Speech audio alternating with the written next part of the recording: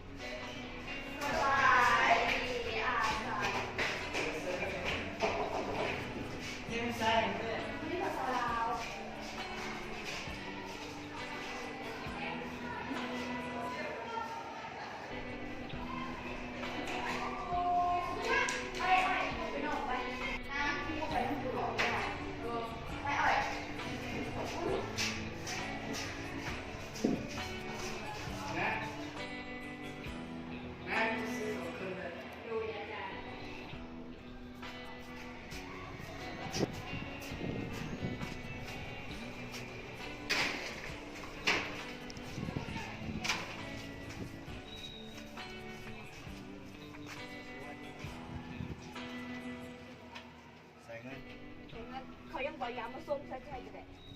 บองโง่ใส่เงินเนาะมาใส่เชื่อแม่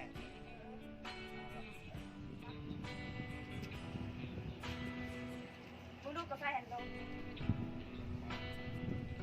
แล้วไปทวงเงินเขาแหละ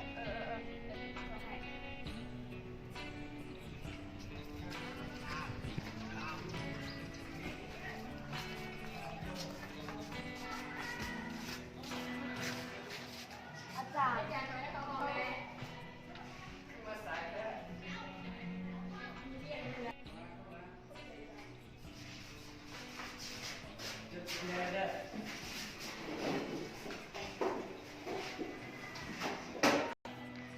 ไปเลยไปเล่ามากูเนาะไปอาจารย์ขออนุญาตเอาห้องไง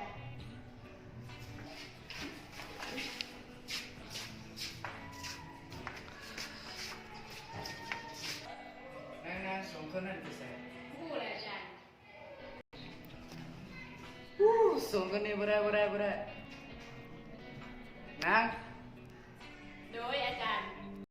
จะซื้ออาจารย์เด้ออาจารย์สิโทรหาผู้ปกครองโดยอาจารย์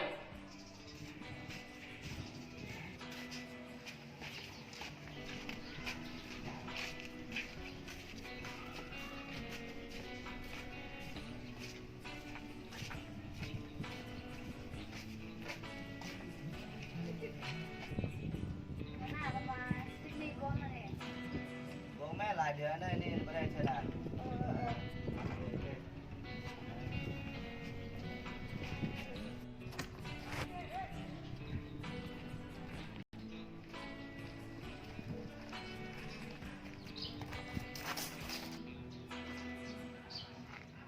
เฮ้ยธนาสมาดู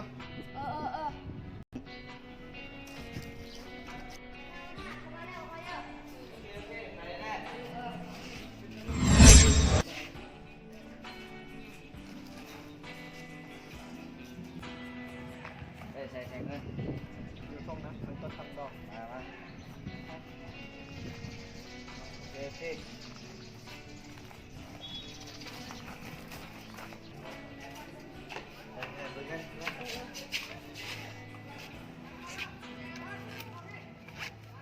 อ้าวเฮ้ยโกงกูเนาะ